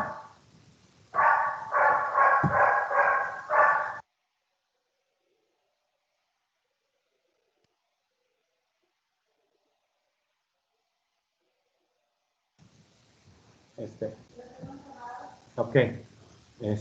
Entonces, si tú promueves un juicio de amparo donde no hay violación de los derechos humanos, te van a declarar el juicio como improcedente. De hecho, ya hay multas para abogados que interpongan demandas notoriamente improcedentes. ¿Por qué? Porque antes lo que hacía el abogado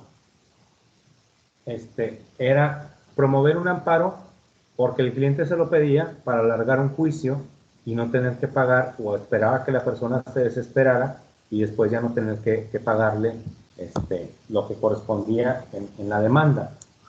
O a veces el abogado lo que hacía era un juicio que ya se había perdido desde un principio, se llevaba al cliente en la primera instancia y luego iba a la apelación para poderle cobrar más al cliente sabiendo que le iba a perder, y luego decía, no, hombre, vámonos al amparo, en el amparo sí lo vamos a poder solucionar a tu favor, y resultaba que se iba al amparo y le cobraba también el amparo, y resulta que el amparo era improcedente.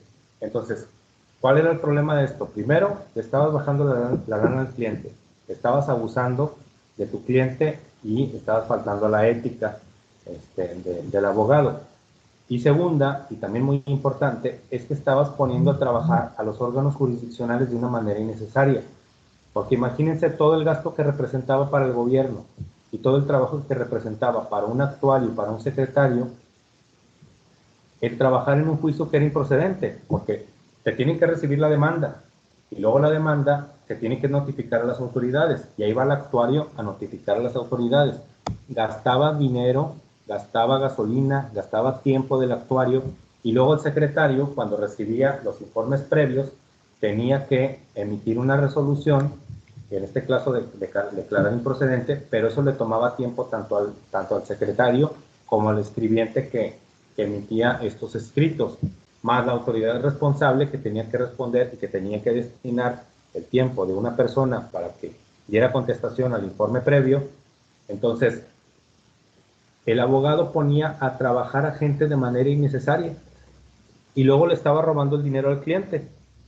O el cliente pedía que se alargara un juicio, te lo llevabas al amparo para buscar no cumplir con su responsabilidad. ¿Y qué es lo que estabas haciendo? Estabas poniendo a trabajar a la autoridad de una manera innecesaria. Entonces, por eso se procedió en multar a las partes que promovieran una demanda notoriamente improcedente. Entonces, respondiendo a tu pregunta, Humberto, si no hay violación de los derechos humanos, no se debe de promover el amparo. Si se promueve y se declara notoriamente improcedente, puedes tener una multa por haber promovido un amparo que no era justificado en sí. Perfecto. Oiga, y también, o sea, si se llega a tener un amparo por cuestión de que violen los derechos humanos, ¿a dónde se tendría que llevar? Están los juzgados de distrito en Constitución. Ahorita ya está la demanda electrónica también, ya puedes promover el amparo vía electrónica. Hay varios requisitos para hacerlo. Pero ya llegó a interrumpirme el panadero. Me encanta. Perfecto, gracias.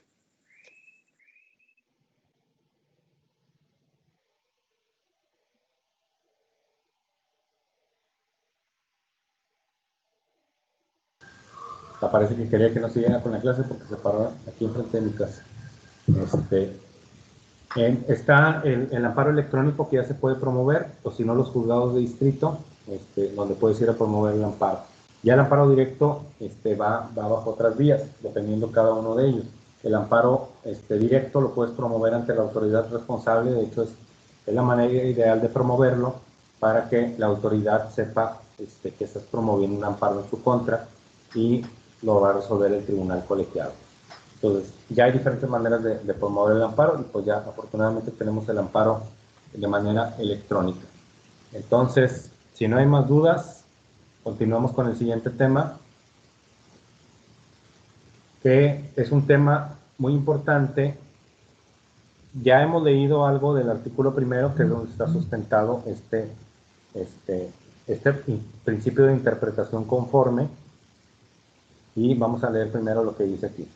Es la técnica hermenéutica por medio de la cual los derechos y libertades constitucionales son armonizados con los valores, principios y normas contenidos en los tratados internacionales sobre derechos humanos, signados por los estados, así como por la jurisprudencia de los tribunales internacionales para lograr su mayor eficacia y protección. Hermenéutica, ¿qué es hermenéutica? Es el método de interpretación de textos. La hermenéutica se remonta a la exégesis bíblica y a la explicación de los mitos y oráculos de la Grecia. Hermenéutica jurídica es la interpretación de los textos jurídicos, principalmente de las leyes. La hermenéutica principalmente va enfocada hacia la interpretación literal de un texto, y esta hermenéutica se da principalmente, o esta interpretación literal es cuando un precepto viene completamente definido, que no requiere mayor interpretación que la literalidad del texto. Por ejemplo, en el Código Penal encontramos que dice: comete el delito de homicidio quien priva de la vida a otra persona, o comete el delito de robo quien se apodera de un bien ajeno sin el consentimiento del propietario de este bien. Entonces, ahí no hay más interpretación que lo que la literalidad nos dice, de lo que podemos encontrar de manera literal en este artículo. Ahora, ¿qué es la interpretación conforme? Dice, es decir, que todos los órganos del Estado están obligados a verificar que sus leyes y actos no contravengan la Constitución Política de los Estados Unidos Mexicanos, las disposiciones de los tratados, convenciones sobre derechos humanos, así como la jurisprudencia de la Corte Interamericana. O sea, que todos los actos de autoridad o todas las leyes que se emitan deben de estar conforme a la Constitución y a los tratados internacionales, tratándose de materia de derechos humanos. O sea, no podemos emitir una ley que vaya en contra de la Constitución o en contra de la Convención Americana de los Derechos Humanos. En el artículo primero constitucional nos dice: las normas relativas a los derechos humanos se interpretarán de conformidad con esta Constitución y con los tratados internacionales de la materia, favoreciendo en todo tiempo a las personas la protección más amplia.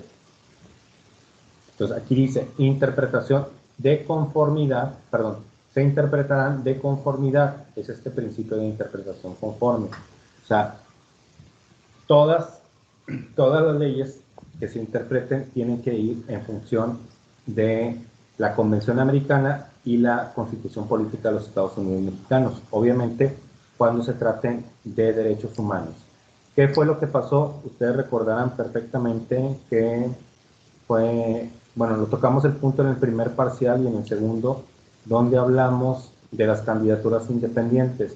Cuando Jorge Castañeda Guzmán intenta ser candidato a la presidencia de manera independiente, el IFE no se lo permite, se va al Tribunal Electoral, tampoco se lo permite, se va a la Suprema Corte de Justicia de la Nación, le desecha el caso porque la Suprema Corte no puede ver materia electoral, entonces se va a la Corte Interamericana de los Derechos Humanos, y la Corte Interamericana, bueno, primero se va a la Comisión y de la Comisión pasa a la Corte Interamericana, y la Corte Interamericana determina que el Estado mexicano le está violando sus derechos de votar y ser votado. Entonces, aunque la Constitución decía que para ser candidato a un puesto de elección popular necesitaba estar registrado en un partido político, la Convención Americana decía que cualquier persona tiene el derecho a votar y ser votado. Entonces, lo que se hizo fue una interpretación conforme a la Convención Americana, y donde la Corte dijo: Estado mexicano, tienes que regular tu Constitución para permitir las candidaturas independientes. Entonces, esa fue una interpretación conforme. ¿Cuándo se hace la interpretación conforme? Siempre que vayamos a redactar una nueva ley, una nueva disposición que tenga que ver con materia de derechos humanos, la autoridad que la emita tiene que verificar que efectivamente esté conforme a la Constitución y conforme a los tratados internacionales, que no vaya a violar ninguna de estas disposiciones. Entonces, ese es el principio de interpretación conforme, donde todas las autoridades deben de velar porque sus actos y sus disposiciones vayan conforme a la Constitución y a los tratados internacionales cuando se trata de derechos humanos. El siguiente principio es el del control difuso de convencionalidad, algo más complicado, pongan mucha atención aquí. Control difuso de convencionalidad, aquí nos dice, implica la obligación de todos los jueces nacionales de ejercer este control de oficio dentro del ámbito de sus respectivas competencias. Aquí va la primera parte. La segunda, es decir, que los juzgadores en México deben proteger y salvaguardar la Constitución en la aplicación de la ley en los casos concretos. Los jueces del fuero común pueden desaplicar una ley por considerarla inconstitucional y los jueces de control constitucional, o sea, los jueces de distrito, magistrados y ministros, pueden declarar oficialmente la inconstitucionalidad de una ley. Esta parte es la importante y es la que nos dice qué es el control difuso de convencionalidad. Fíjense, antes en México solo existía el control concentrado. ¿Qué quiere decir el control concentrado de constitucionalidad? Que solo los juzgados federales, solo los juzgados constitucionales podían desaplicar una ley que fuera inconstitucional. Los juzgados locales, los juzgados del Estado, no podían desaplicar una ley que fuera inconstitucional. O sea, si se emitía una ley inconstitucional aquí en el Estado de Nuevo León, el juez local tenía la obligación de aplicarla, aunque se diera cuenta que la ley era inconstitucional. Entonces, aplicaba esa ley y lo que tenías que hacer tú como ciudadano era reservarte tu derecho de ir al amparo o no. Pero una vez que hayas terminado ya con todo el juicio, agotado todas tus instancias, ahora sí podías ir al amparo. Entonces, el problema que se generaba era que pues no había un acceso directo a la justicia, porque si tú sabías que te estaban aplicando un artículo inconstitucional e ibas a un juicio y sabías que en el juicio el juez iba a terminar por aplicarte como quiera ese artículo, porque no tenía la facultad de no hacerlo, entonces tú tenías que gastarte dinero y tiempo en un juicio del fuero común para terminar yendo después a un juicio federal, a un juicio de amparo, y después gastar más dinero y más tiempo en ese juicio, sabiendo que ese artículo era totalmente inconstitucional. Y en el caso de Nuevo León hubo un caso en específico que duró muchos años, artículo 47 del Código Penal, donde había ciertos elementos para poder determinar la responsabilidad de alguien por reincidencia, o sea, ampliarle la pena por una cuestión de reincidencia que estaba mal aplicada en el artículo 47. Entonces, a todos se les aplicaba esa pena, esa sanción, siendo que era inconstitucional, y lo que tenían que hacer era irse al juicio de amparo. Entonces, llega la reforma constitucional en materia de derechos humanos en el año 2011 y se determina que a partir de ahí entra el control difuso de convencionalidad, que quiere decir que cualquier juez de cualquier jerarquía puede desaplicar una norma que considere inconstitucional. Si le llega al juez un caso y toma el código penal, y resulta que en el Código Penal, el artículo 47, lo ve y dice, este artículo es inconstitucional, entonces no se lo voy a aplicar a esta persona en el juicio. Tiene toda esa autoridad para desaplicar esa ley, cosa que antes no tenía. Entonces, cualquier juez puede desaplicar esa ley, pero solo los jueces federales pueden declarar oficialmente la inconstitucionalidad de la ley. Entonces, yo como juez del fuero común solamente la puedo desaplicar. Solamente puedo decir, ¿sabes qué? Esta ley es inconstitucional, no la voy a aplicar, pero no puedo emitir una declaración oficial de invalidez de la norma o de inconstitucionalidad de la norma. Simplemente no se la voy a aplicar a esa persona. Caso concreto, bueno, aquí el sustento constitucional, artículo 1, dice, todas las autoridades en el ámbito de sus competencias tienen la obligación de promover, respetar, proteger y garantizar los derechos humanos de conformidad con los principios de universalidad, interdependencia, indivisibilidad y progresividad. En consecuencia, el Estado deberá prevenir, investigar, sancionar y reparar las violaciones de los derechos humanos en los términos que establezca la ley. En esta primera parte donde dice todas las autoridades en el ámbito de sus competencias tienen esta obligación, es donde viene el sustento de este control difuso de convencionalidad. ¿Cuál fue el caso concreto?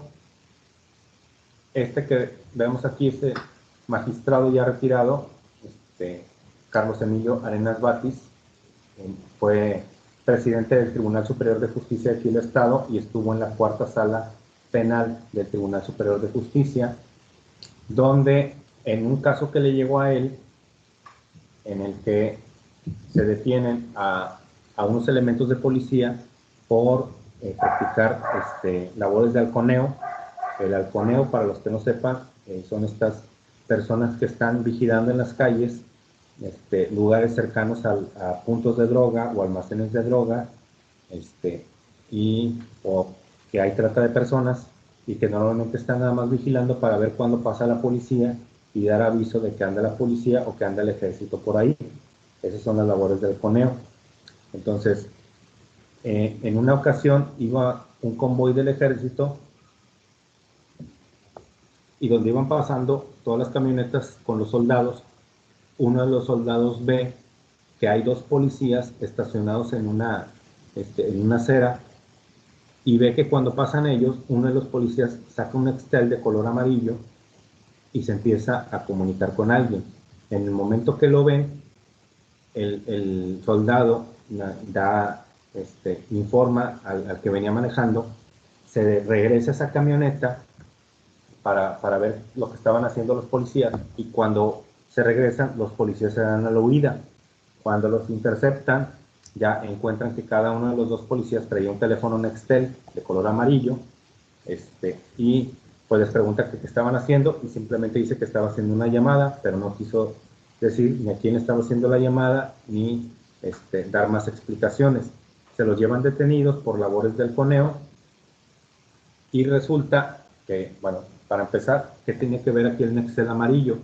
Resulta que el Nextel amarillo es uno de los teléfonos que normalmente los de la delincuencia organizada utilizaban para darle a los halcones. Normalmente con esto los podían identificar de una manera más sencilla. Entonces el policía traía un Nextel amarillo, y luego resulta que un policía no puede traer otro medio de comunicación más que la radiofrecuencia que les da la autoridad en el ejercicio de sus funciones. O sea, es decir, cuando un policía va a ejercer funciones, no debe traer un celular particular ni ninguna otra índole, porque estaría violando los protocolos y los manuales, los reglamentos de la policía. Entonces traía un Nextel de color amarillo, como los que dan la delincuencia organizada. No era un artefacto propio de sus funciones, y pues por eso entendieron que estaba haciendo labores de halconeo. La cuestión aquí es que hubo violación a su debido proceso, y aquí lo que hizo fue el magistrado Carlos Emilio Arenas Batis fue no aplicar lo que establecía el Código Penal en función de que había violaciones al procedimiento, y desaplicó la ley, y se convirtió en el primer caso donde se aplicó este control difuso de convencionalidad. Entonces, para mí estuvo mal, porque los policías salieron libres. Los policías sí estaban haciendo labores de halconeo. Es algo que no se pudo comprobar, pero pues desgraciadamente se tomó de esa manera. Entonces, este es el control difuso de convencionalidad y el principio de interpretación conforme. Estos últimos 4 que acabamos de ver son los que suelen confundir mucho en el examen. Controversias constitucionales, acciones de inconstitucionalidad, interpretación conforme y control difuso de convencionalidad son los que les pido que tomen mucha atención con ellos. Entonces, tienen el video, van a tener el material a su disposición. De hecho, material creo que ya lo tienen, porque les pasé por ahí en la plataforma un documento que se llama el Poder Judicial de la Federación para Jóvenes, donde viene explicado todo esto, y pues van a tener esta presentación. Entonces, revísenlas bien. Si hay dudas, el próximo miércoles lo platicamos, porque son temas muy importantes que debemos de abordar y tener muy presentes. Respecto ahorita de la interpretación conforme y del control difuso de convencionalidad, ¿hay alguna duda? ¿Algo que quieran preguntar o que aterrice en este momento?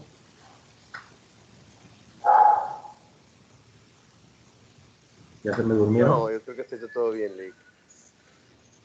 Ok, perfecto. Muy bien, miren, seguramente, sí. Adelante. Buenas noches. Disculpe, es que me metí un poco tarde a la clase y no supe si tocó tema acerca del trabajo que va a hacer para este tercer periodo. Sí, ya lo dijimos al principio, explicamos cuál va a ser la participación de cada quien. Como quiera, van a tener la grabación que ustedes la pueden ver. Mañana la voy a cargar aquí en la plataforma. Si puedo ahorita, aunque se tarde un poquito en procesarse, no se procesa inmediatamente, pero van a tener la grabación, van a tener abierto la explicación en la plataforma, y la próxima semana cualquier duda que tengan me la preguntan en la clase, pero ya dudas específicas. Ya en la siguiente clase no quiero que me pregunten, entonces, ¿qué vamos a hacer? O es que yo no sé qué me tocó. Si no lo leen o si no ven la grabación, pues no, para que no me vayan a preguntar. Pero en este caso, Alondra, puedes ver la grabación a partir del día de mañana sin ningún problema. Pueden ver en la plataforma la explicación de lo que van a hacer, y la próxima clase lo volvemos a aterrizar sin ningún problema, pero ya sobre dudas específicas. Entonces, para que nos vayamos sobre dudas nada más y no volviendo a explicar todo el material. Pues, pero sí, ya lo explicamos. Por nada. Entonces, revisen este material. El día de mañana también se lo voy a compartir de una vez, el material que vamos a ver, para que lo vayan leyendo, porque ya ustedes, me imagino que se dieron cuenta ahorita que no les estaba mintiendo ni era una simple amenaza el decirles que el tercer parcial es el más difícil. Ahorita solamente llevamos 2 temas, la defensa de la Constitución y estos dos principios que acabamos de ver. Nos falta las funciones del Poder Judicial de la Federación y la interpretación constitucional. Entonces, son varios temas muy importantes que vamos a desarrollar. Entonces, pónganse a leerlos, cualquier duda que tengan, me la preguntan, y no se confíen en que van a tener el material. El simple material no les garantiza que con eso van a pasar. Entonces, pónganse muy bien las pilas. Entonces, si no hay más dudas, déjenme, tomo la asistencia para los que llegaron después. Y los que... Lick, no lo ponga tan difícil el tercer examen, no sé si... No es que yo lo quiera poner difícil, es que los temas van en ese sentido. De hecho, ahorita les iba a enseñar cómo va a ser la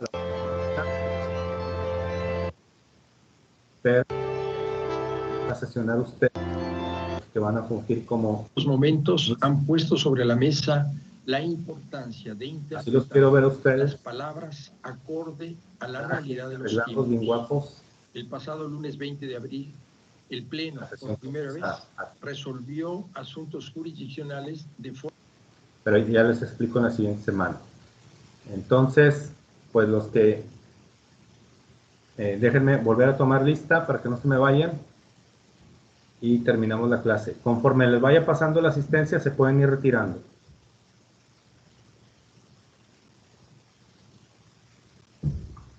Acuérdense que es necesario, con independencia de que hayan estado en un principio. Evelyn. Presente, Lick. Muy bien. Emanuel.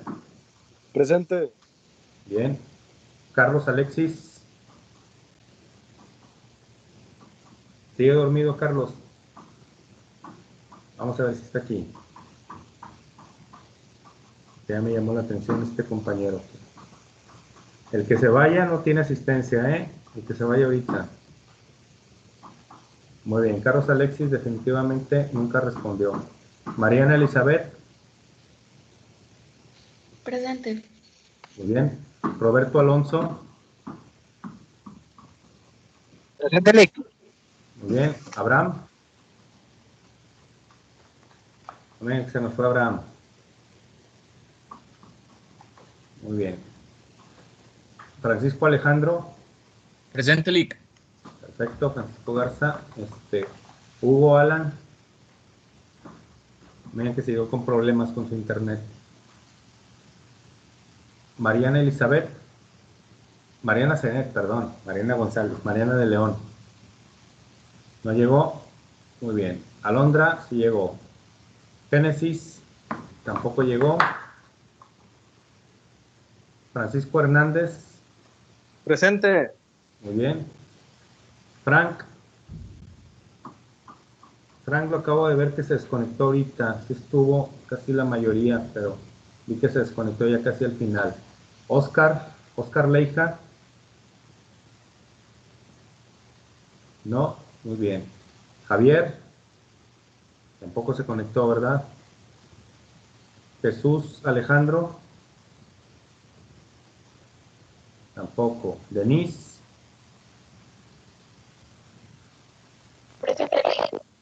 Muy bien, perfecto. Esmeralda. ¿Llegó Esmeralda? Lick. Muy bien, Lick, perfecto. aquí he estado. Disculpen, Bien. pero aquí he estado en las 3. Llegué 10 minutos tarde. Yo, Esmeralda. Ah, sí, cierto. Tienes Estaban- en la primera. Sí estaba desde la primera. Llegué 10 minutos después de ahí. Sí, no, sí, es cierto. Sí te tomé asistencia. Joel, que se nos fue. Salma. Presente. Muy bien. Grecia. Presente. Muy bien. Abigail. Presente, Lick. Muy bien. Carla Santos.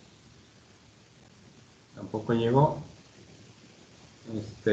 Jesús Tobar. Presente. Muy bien. Humberto. Presente, Lick. Excelente, quien estuvo preguntando. Y Diana. Diana ahí la veo, pero no nos contesta. ¿Estará o se nos fue a dormir? Presente, Lick. ¿Dijo Diana? Sí, Diana. Ok, presente. Perfecto, muy bien. Bueno, pues muchas gracias a todos. Nos vemos la próxima semana y les voy a estar compartiendo información tanto por la plataforma como por el WhatsApp. Nos vemos, que tengan buenas noches. Hasta Nos luego, vemos, Lick. Lick. Buenas noches. Hasta luego, que estén bien.